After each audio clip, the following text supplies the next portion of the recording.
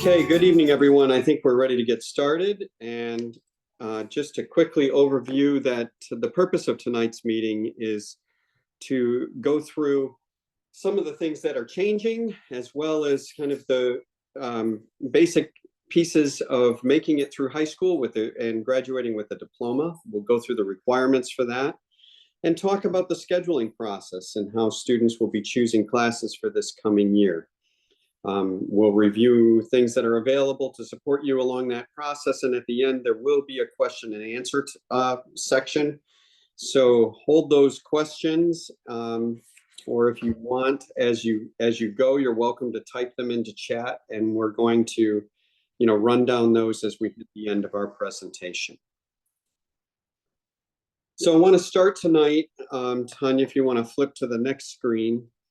I'm going to start tonight by talking about one of the major changes that will be affecting everybody next year. We are changing our bell schedule for next year, and there'll be some, what we hope will be great changes in terms of efficiencies for us. So we are going to be changing to a 5-day cycle that will be going Monday through Friday. So instead of the letter days that you're currently maybe used to, or you have the little calendar card up on your refrigerator, we are going to be on a Monday through Friday cycle. So a Monday will always be a Monday. And that eliminates the need for letter days. The school day will still remain from 7:45 in the morning until 3 o'clock in the afternoon. But our last class will now be dismissing at 2:50 p.m. So that's a little bit later. There will be time worked into this new schedule to include clubs within the school day. So some time for clubs twice a week. That'll meet during the school day. There'll be time for extra help also within the school day, which we currently have at the end of the day. It's going to be worked more into the middle of the school day. And twice a month, we're planning to hold alternate schedules on Tuesdays that involve shortened classes in the morning and then special activities in the afternoon that will involve the whole student body. So that doesn't really affect parents per se. It'll still be a full school day for your students, but will involve a lot of different types of activities that the students will take part in. All right, Tanya, you want to move ahead? So to talk quickly about the graduation requirements for all students, New York State requires 22 credits to graduate, and those credits are broken down according to regulations from the state education department. That particular breakdown, you as parents, you don't have to know so much, because our counselors are the ones that are responsible to work directly with your students to make sure they're meeting those graduation requirements. And when we talk about different classes that are quote unquote required each year, the reason that happens is because we're targeting every student to meet those requirements within 4 years. One of the requirements that's important for everyone to realize, especially parents, that the Board of Education requires every student in order to graduate, to complete 25 hours of community service. We record those hours of service through an application called Helper Helper. Students can put that right on their phones if they want, or they can log in online. It's logged in using their school account, and they submit their hours that they've completed, and there's a sign off from the person who supervises the activity that they did. There's a lot more information about community service and what counts as community service on the community service section of our website for the high school counseling department.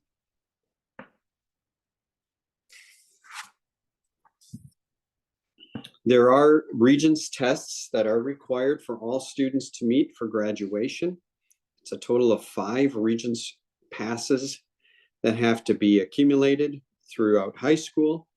That includes the big 4, which would be ELA, math, science, and social studies. So 1 exam in each of those areas.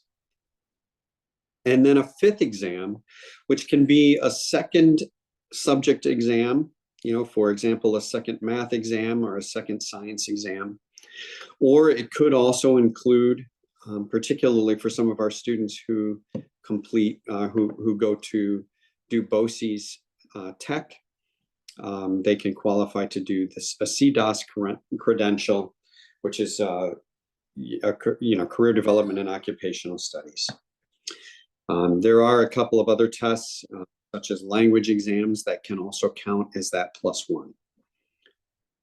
I think it's worth mentioning that that those Regents exams are in the process of some pretty major revision on the state level, and we anticipate that some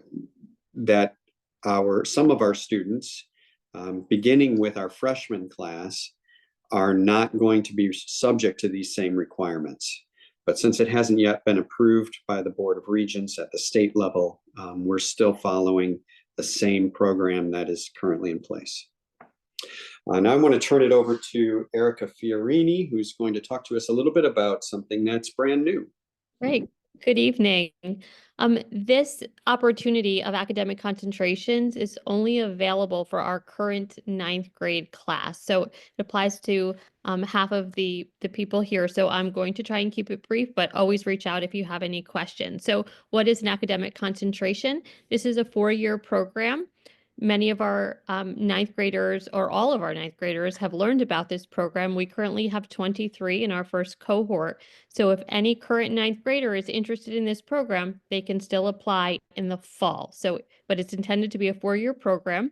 Students can choose STEM, humanities, or civics, and it's an opportunity for them to tie together coursework, community service, extracurricular activities, special events, reflection, a culminating project when they're a senior. And the why of this is we hope that students will be able to make connections between classes and also between school and the outside world in areas that they're interested in. We have students who have passions in these areas, and we want to curate an experience for them that allows them to see how all of those connections are made. So if they successfully complete these requirements over the course of 4 years, they earn a designation on their transcript. As I said, all freshmen had the opportunity to apply in the fall. If they weren't sure what they wanted to do at that point, and now that they've learned about it, they've heard about some of the special activities that are going on, and they would like to apply, they do have an opportunity to do that next year, so their sophomore year in the fall. If they're already in the program, they really need to check their email regularly. We're going to be having meetings. We have had a meeting already. Some will be individual. They all have a Google folder that they can maintain with their requirements. And really, I would love for them to take advantage of all of the opportunities that are passed along to them. And again, any questions, feel free to reach out for more information, and I can answer any questions that you have.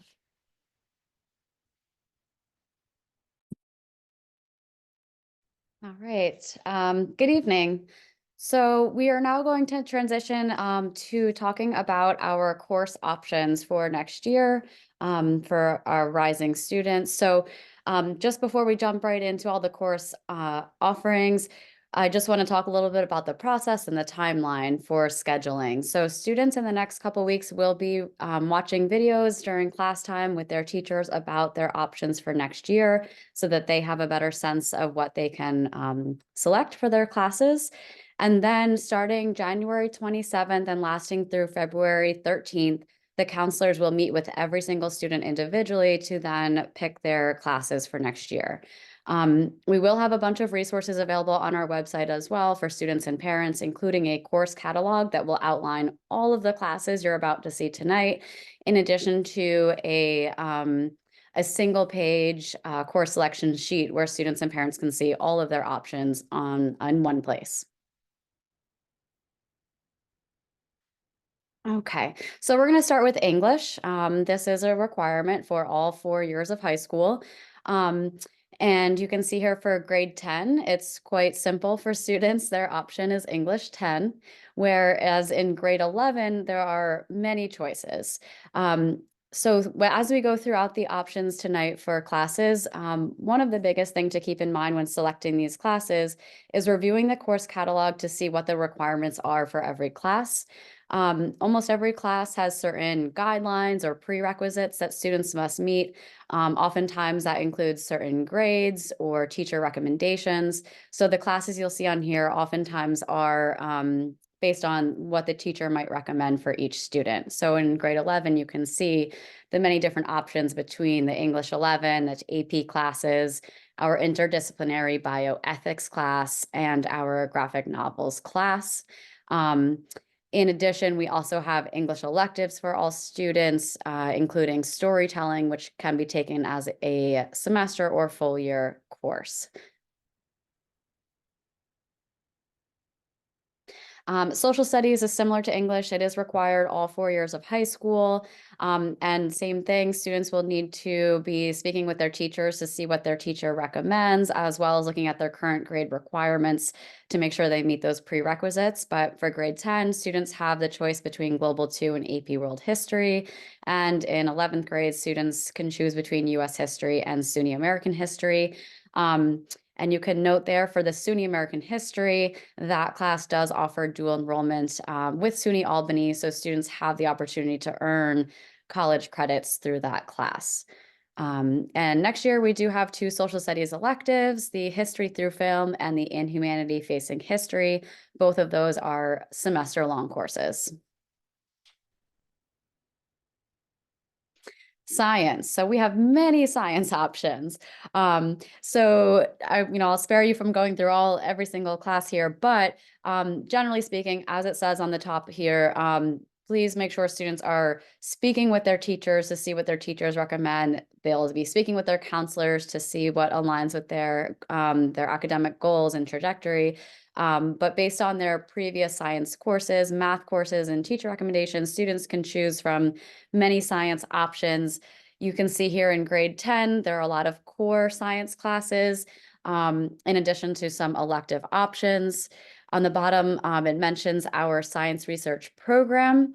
Any students interested in this amazing program must start it in 10th grade. Science research is taken in addition to a core science class, and it is a 3-year commitment. And then in grade 11, of course, you can see plenty of options as well between Regents, AP, SUNY level classes, some more elective classes there as well, and additional options for dual enrollment SUNY credits.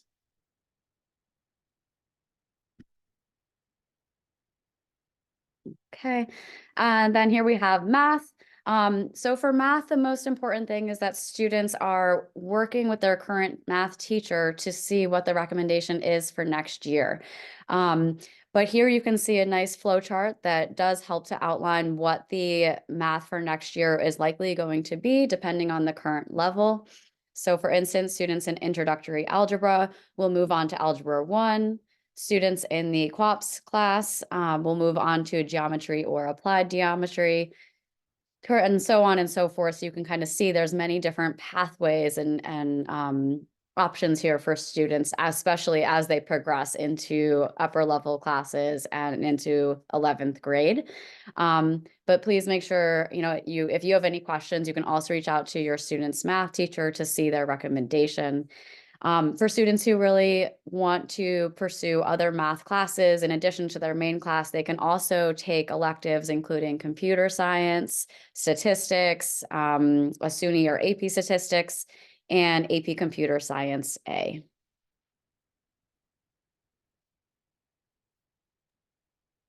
Good evening. I'll be speaking to you about the students' world language, phys ed, and health options. So for students who are currently taking a language, it's recommended that they continue on to the next level. Students can also consider picking up an additional language if world language is something that they're passionate about and if it is able to fit within their schedule. At the high school, we offer Spanish, French, and Mandarin. At CHHS, we also offer the seal of biliteracy. So if there is another language that is spoken in the home, or if a student has an interest in the current language that they're taking at the high school, they should certainly speak with their counselor and the world language department so that they can see the requirements for the seal of biliteracy that can then be added onto their transcript later on. For phys ed, students have the traditional option of taking physical education, and then there is the sports medicine option or the self-defense option.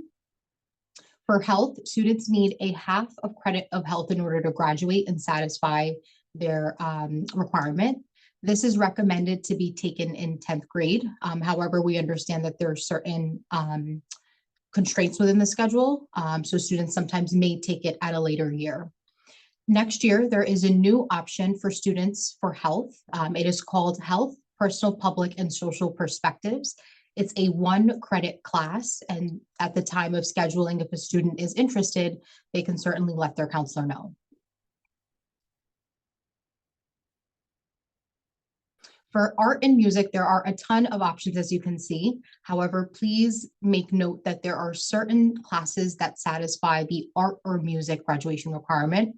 Those include studio art, studio in crafts, concert band, chorus, jazz band, and strings. Other than that, students have the option of continuing on with art or music if that's their passion. And we have an array of art and music electives that they can choose from. A new course next year that Ms. Mosenthal also touched on is our graphic novel course, which is an interdisciplinary class.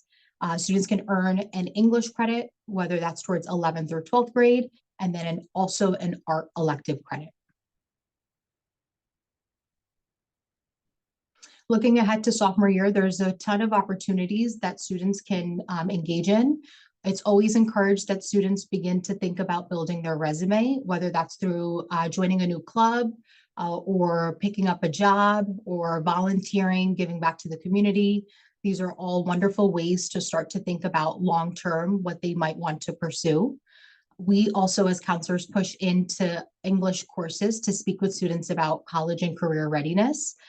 Students will be able to take what's called a career interest inventory and then complete an activity that allows them to design a specific career and research it. We also have career representatives that come into the counseling office to speak with students. They offer a wider range of stories, experiences, and how they decided to pursue their pathway. And last but not least, something to take note of is that we will be offering the PSAT 10 in school on Tuesday, March 18th. This will be a digital test and students can certainly sign up. The deadline to sign up is February 7th. And then if a student qualifies for accommodations, please be sure to apply for those. And you can do that by reaching out to your school counselor.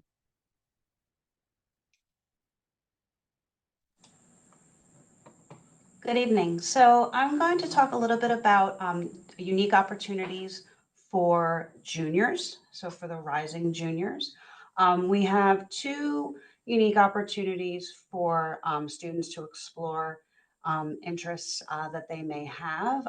One is through VHS Learning, which is an online platform.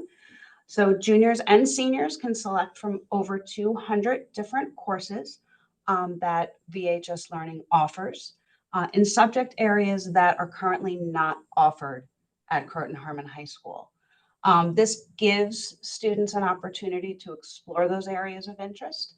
Some of the popular courses we noted on here have been over the years: investing in the stock market, AP Psychology, American Sign Language. There's AP Art History. There's just lots of different options that they can explore. These classes are taught by certified teachers from around the country. They are asynchronous, so the student logs on when they have free time to do so. All these courses are graded like any other course that they're taking in person at the high school. They appear on their transcript and they are calculated into the GPA. There is options of full year and half year courses. And there is an application process that students must complete if they are interested. So students were told about the VHS learning option and opportunity. So when they sit down with their counselor to schedule for courses for the following year, have them make sure that they speak with their counselor, and we will get them an application for that program. Another unique opportunity for rising juniors is the Tech Center at PNW BOCES. So students can choose from a variety of course-specific subjects within the areas of culinary, cosmetology, construction trades, health-related fields, sports medicine, engineering and architecture, many different options available. Now, the programs at the Tech Center are half-day programs. So it's a 2-hour block. So students participating spend half their day at the Tech Center. So for students that are in the first year, for juniors, they would participate in tech generally in the afternoon. So they would be scheduled for courses here at the high school from periods 1 through 4.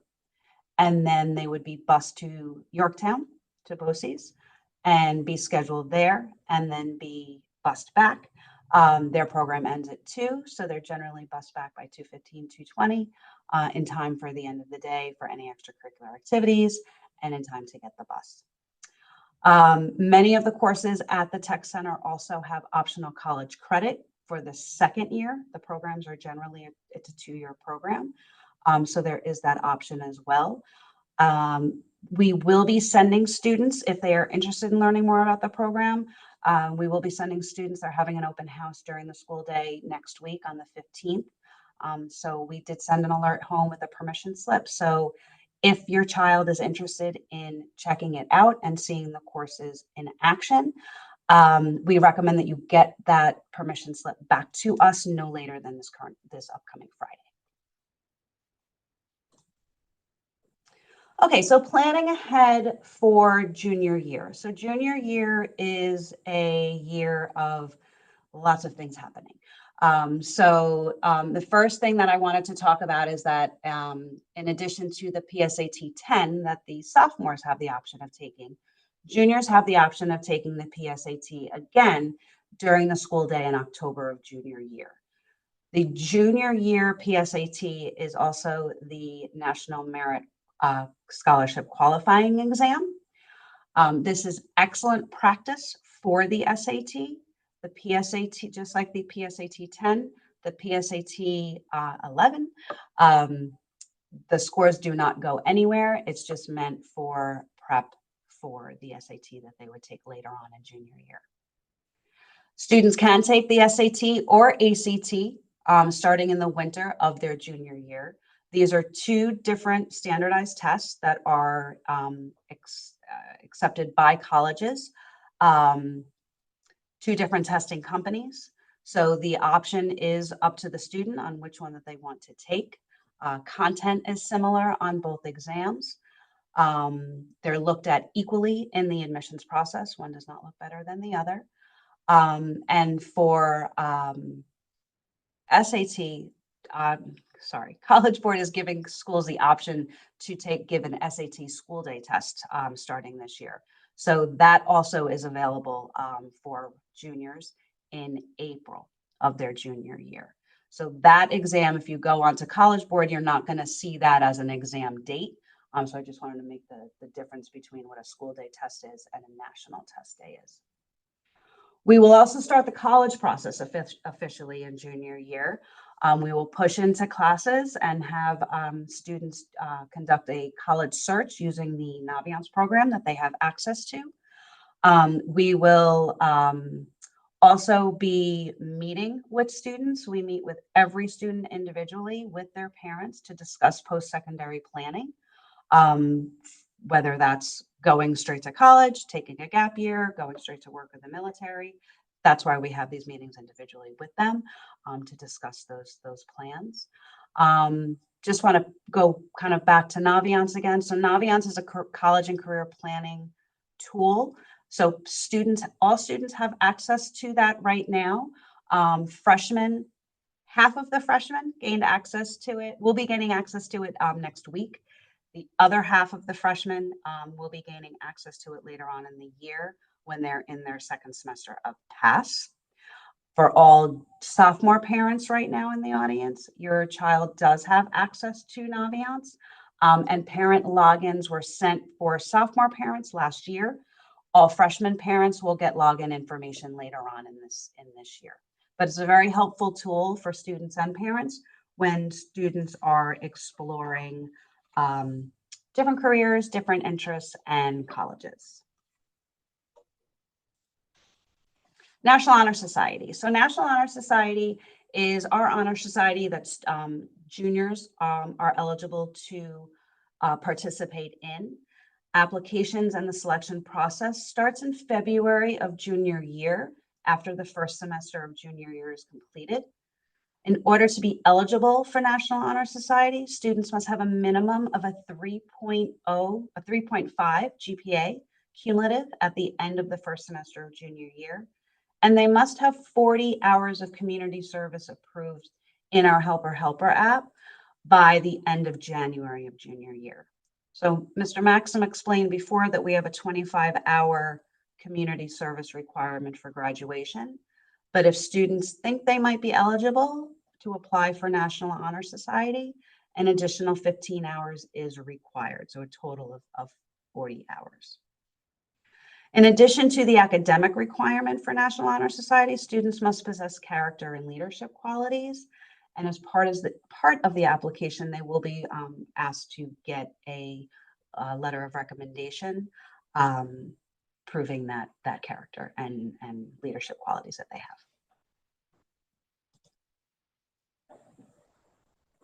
Students have access to a range of supports throughout their school day. So for example, we have our advisory program at the high school that meets once out of the cycle, and students will remain with their same advisor for the 4 years that they're within Croton Harmon High School. And it's just a really great place for students to engage in activities, team building, and start to kind of grow within their class and with their peers. Next year, we'll have enrichment periods embedded within the school day, so students can gain access to that as part of their day-to-day schedule.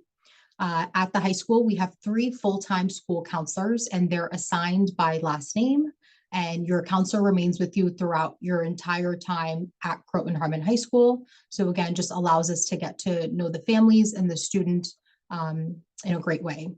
We have 2 full-time school psychologists at the high school that are available for your students. And last but not least, there is an addition of a social worker this year.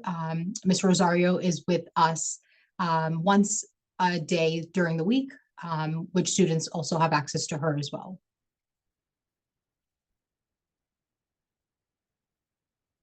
And as mentioned in the beginning, our counseling website has a ton of information and resources that allow students and families to gain a better sense of everything that's going on within the school year.